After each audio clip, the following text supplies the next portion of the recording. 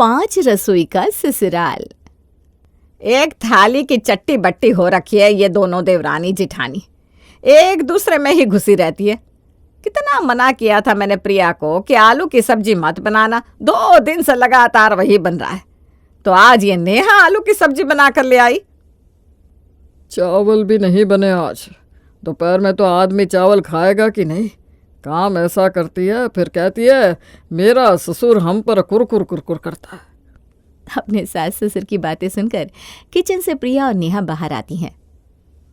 ये पुराना दरवाज़ा आज इतनी आवाज़ क्यों कर रहा है भाभी? लगता है दरवाजे में तेल डालने की ज़रूरत है। क्या क्या कहा? कुछ नहीं मम्मी जी, ये ना दरवाजे की बात कर रही थी। आज नाश्ते में तो चावल बनाया था भाभी ने मम्मी जी, इसीलिए मैंने चावल नहीं बनाए। नाश्ते के चावल ही गर्म करके ला देती हूँ ना, वो भी तो कोई ना कोई तो निकलेगा ही।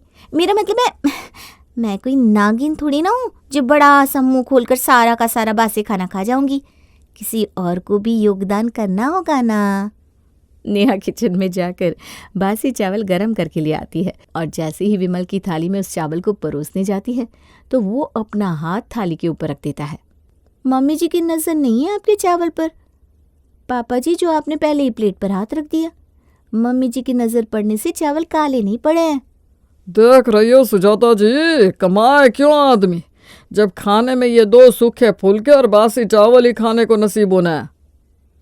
थोड़ा तो सोचना चाहिए था नेहा तुम्हें। ऐसा भी नहीं है कि तीनों वक्त के खाने का काम तुम पर आ जाता है। तुम और भाभी मिलकर काम करते हो ना आधे आधे वक्त। तो उस खाने को छोड़ो जो भाभी ने नाश्ते में बनाया था, तुम फ्रेश चावल बना लेती। ये तो बहुत अच्छी बात बोली तुमने। सुबह का सुबह छोड़ दो, तो तुम सुबह की लड़ाई अगले दिन तक क्यों लेकर जाती हो? क्या हो गया भाभी, आप इतना क्यों चिढ़ रही है? लगता है गर्मी आपके सर पर चढ़ गई है। चढ़ेगी ही।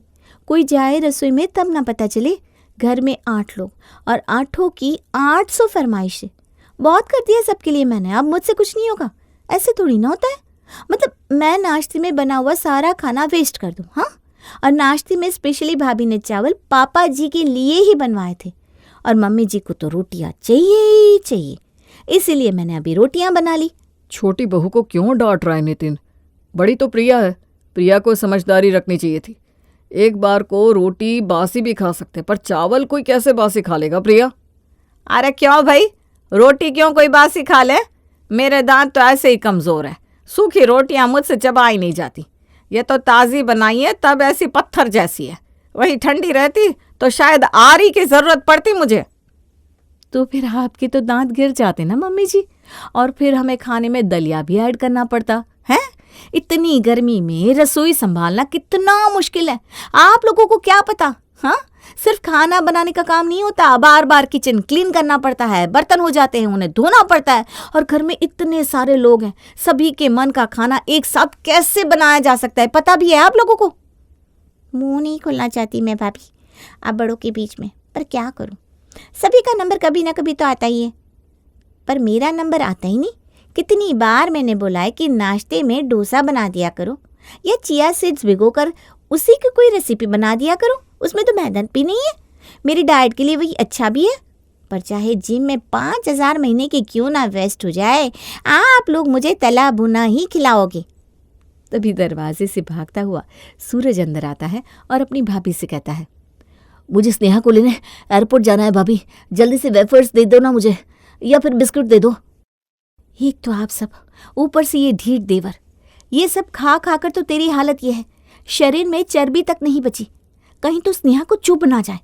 देखकर ये नहीं लगता कि तू कुपोषण का शिकार है, लगता है कुपोषण तेरा शिकार हो गया है। अरे बस बहुत हो गया नेहा, हम सबके लिए खाना बनाना तुम्हें अखरता है तो मैं सबकी रसोई अलग कर देता हूँ। हर रोज खाने पर बैठते ही ये बहस शुरू हो जाती है। इतने क्लेश से बना हुआ खाना हमारे शरीर को कैसे लगेगा? तो कर दीजिए ना देवर सबकी रसोई अलग, पर मैं और नेहा तो एक साथ ही खाना बनाएंगे। अब किचन अलग हो ही रहा है तो मेरे लिए इंडक्शन लगवा देना भैया, ये स्टव में खाना बनाने से ना मैं तो जल जाऊंगी। और अगली सुबह नितिन और विनीत जाकर 3 सिलेंडर अपने घर पर लेकर आते हैं। 1 सिलेंडर पापा जी आपके कमरे के लिए, 1 सिलेंडर अपने कमरे में ले जाता हूँ और 1 विनय ले जाएगा। इस घर में मैं भी हूँ भैया। पर मेरे भी 2 हाथ है भाई, एक साथ में कितने सिलेंडर ले आता, और मुझे तो लगा कि तू कैंटीन में खाएगा। इतने पैसे कहाँ हैं मेरे पास? मैं जाता हूँ चिया और मेरे लिए सिलेंडर लाने। मेरे कमरे का सिलेंडर तो सुजाता जी हड़प करके बैठ गई। अब मुझे भी खुद के लिए एक सिलेंडर लेना पड़ेगा। मैं जा रहा हूँ मार्केट, बड़ी सी कढ़ाई भी लेकर आऊँगा। ऐसी टेस्टी हलवाइयों की तरह सब्जी बनाऊँगा कि लोग मांगते रह जाएंगे। बहुत दिन हो गए अपना राजस्थानी खाना खाए हुए। और सभी अपनी अपनी रसोई की तैयारी करने में लग जाते हैं। उसी रात किसी के कमरे से कुकर की सीटी की आवाज़ आ रही थी, तो किसी के कमरे से खाना जलने का धुआं। तो आइए एक एक करके सभी के कमरे में चलते हैं। आलू तो उबल गए प्रिया, बस अब एक क्रीम रेडी कर लेते हैं और दम आलू बना लेते हैं। हाय राम, मेरी सब्जी तो जल गई। खाना बनाने की आदत छूट गई है। अब सब्जी बनाओ, रोटी बनाओ, उफ, कितना झंझट है। कढ़ाई अलग हो जाएगी, परात अलग, तवा अलग, खाने के बर्तन अलग, इन सबको धोना भी तो पड़ेगा। बिस्तर की एक तरफ जहाँ सुजाता ने अपनी रसोई बना रखी थी, वहाँ दूसरी तरफ विमल भी अपनी रसोई का काम कर रहा था। इस घर में मसाले भी नहीं है क्या? मसाले नहीं हो गए, सोने के जेवरात हो गए, जो छुपा छुपा कर न जाने कहाँ रख देती है आपकी बहुएं। बार बार रसोई में जाकर मसाले लाने पड़ रहे हैं, मुझे परेशानी हो रही है। अरे कमरे की एसी तो चालू है विमल जी, मर्जी फिर आपको पसीना आ रहा है। अब समझ में आ रहा होगा आपको कि शादी के बाद आपकी माँ मुझे अलग अलग तरह के पकवान बनाने को कहती थी। भाग भाग कर गरम गरम फूल के उनकी थाली में परोसती थी मैं, और आप कहते थे ये तो तुम्हें करना ही पड़ेगा सुजाता। तब सोचिए मुझ पर क्या बीतती होगी। तो तुमने कौन से 8-10 प्रकार के व्यंजन खिला दिए मेरी माँ को? घूम फिर कर एक आलू टमाटर की सब्जी बनाकर रख देती थी। बेचारी मेरी माँ बेस्वाद खाना खाकर ही परलोक सिधार गई। अच्छा हुआ अपनी बीवियों से हमने अपना कमरा भी अलग कर लिया, वरना दोनों मिलकर अच्छा अच्छा खाना बनाती और हमें जलाती। तो हम कौन सा खराब खाना बनाने वाले हैं भैया? मेरे तो चावल पक गए हैं, आप क्या बना रहे हैं? मैंने तो भाई अभी सोचा नहीं है, तब से आटा ही गूंदने की कोशिश कर रहा हूँ।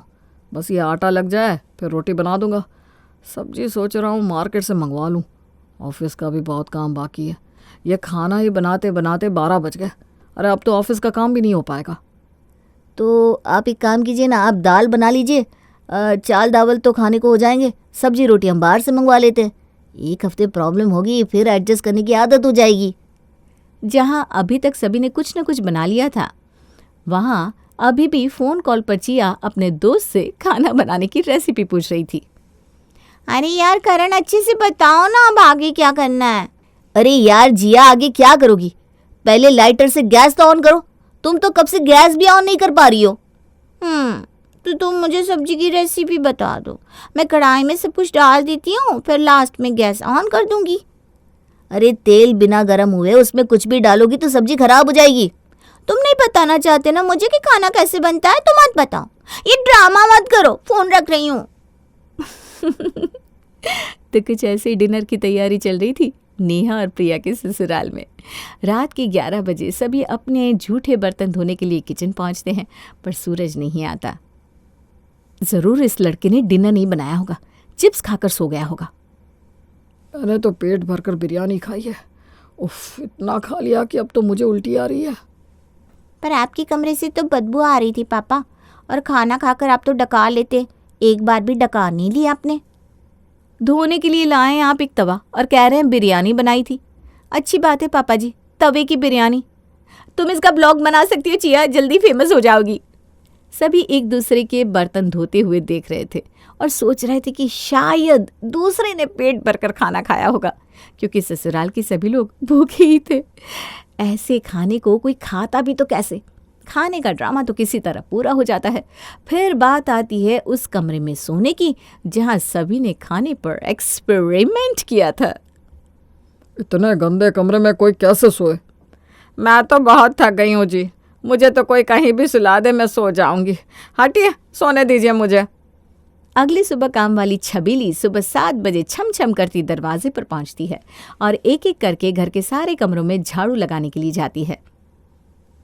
हाय रे दैया, इतना गंदा कमरा, मैं नहीं सफाई करेगी। पहले तो रसोई में एक स्लेब था, अब तो आप सबने अपने अपने कमरे में अलग अलग स्लेब बनवा के रख लिए।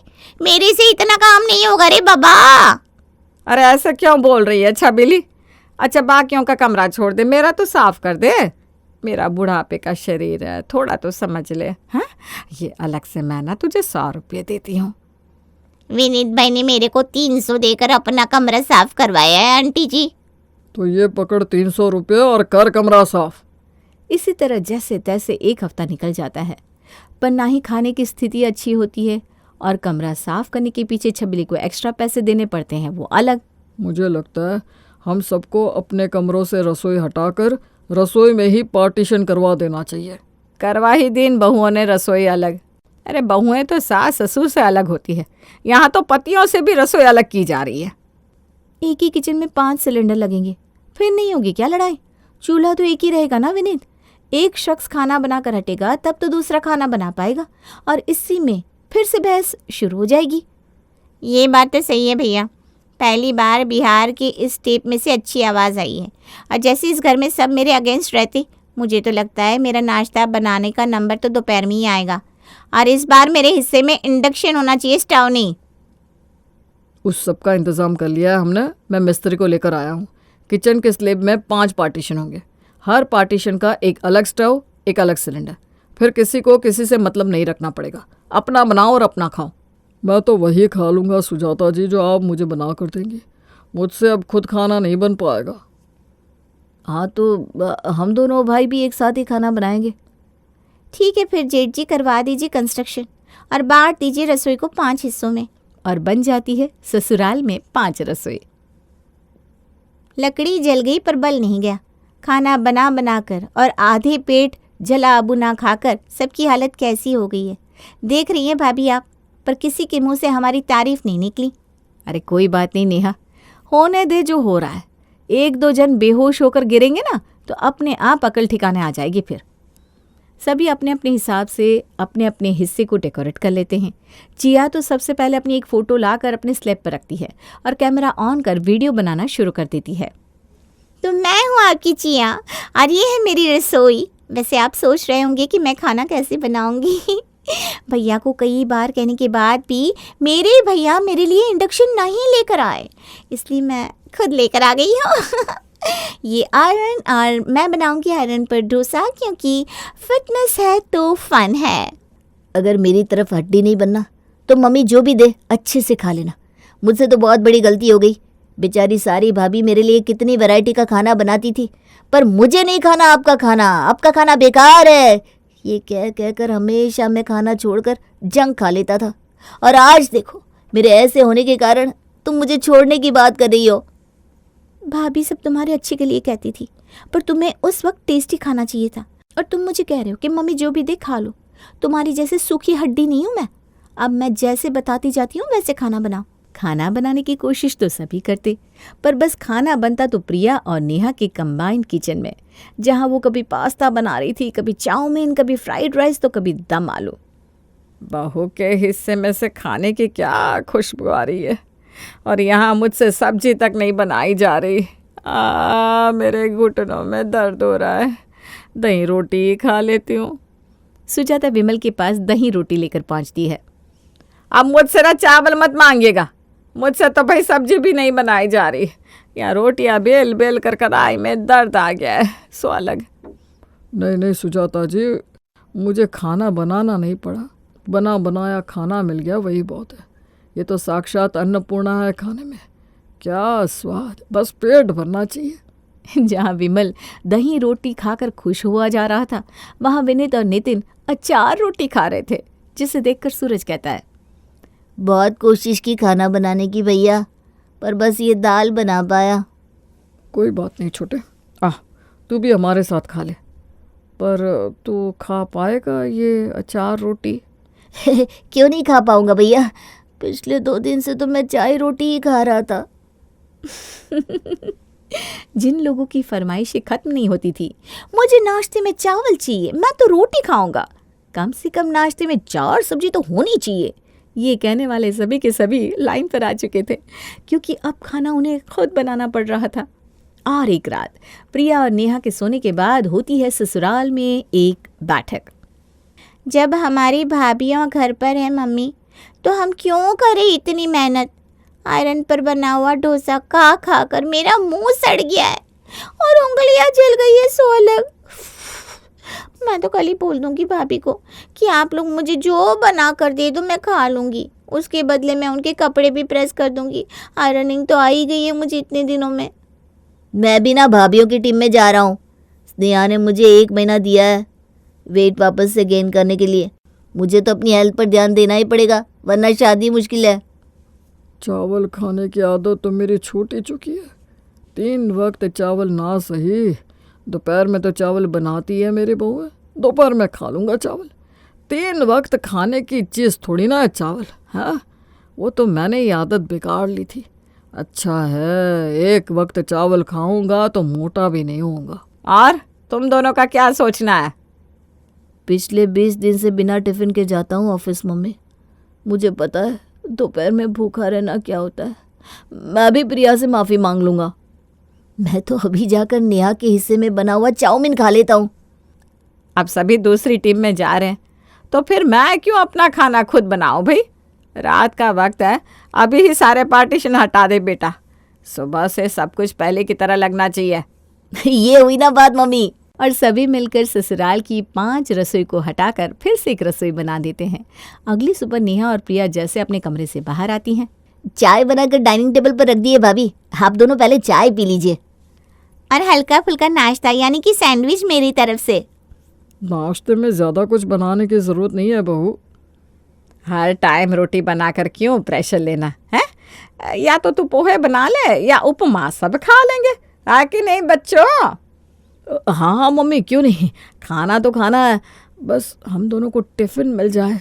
रात की बासी रोटी भी होगी ना तो उसके साथ अचार दे देना, चलेगा प्रिया? सब समझ गए ना।